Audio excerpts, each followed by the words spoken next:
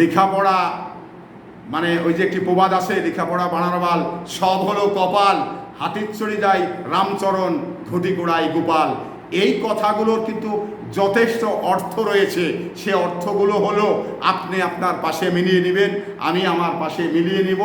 এমন একজন মানুষ আছে যেটা আসলে যাকে ছোট্টবেলায় কেউ পছন্দ করতেন না, তার বেশভূষা খুব একটি ভালো ছিলেন না, আজকে আপনাদের আমার পাশে তারা কিন্তু আজকে মানে বড় জায়গায় চাকরি, বড় জায়গায় ব্যবসা মানে ইত্যাদি করার কারণেই এই কথাটা বলা হয়েছে।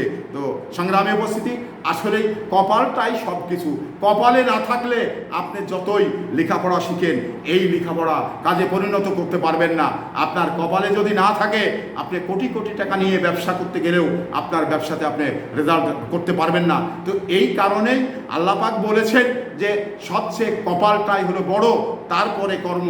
এবার আপনি কর্ম দিয়ে মানে জয় করতে পারবেন না এটা পরের বিষয়, কিন্তু আপনাকে কপালে থাকা লাগবে। দুইটা কিন্তু একে অপরের পরিপূরক, দুইটারই যথেষ্ট গুরুত্ব রয়েছে। দুইটা ক্ষেত্রেই দুইটা জিনিসই আপনার ভিতরে থাকতে হবে, তাহলে আপনি একটি বড় জায়গায় পৌঁছতে পারবেন এবং বড় জায়গায় যেতে পারবেন। সংগ্রামী উপস্থিতি, এই আশা ব্যক্ত করে বিদায় নিচ্ছি। আসসালামু আলাইকুম।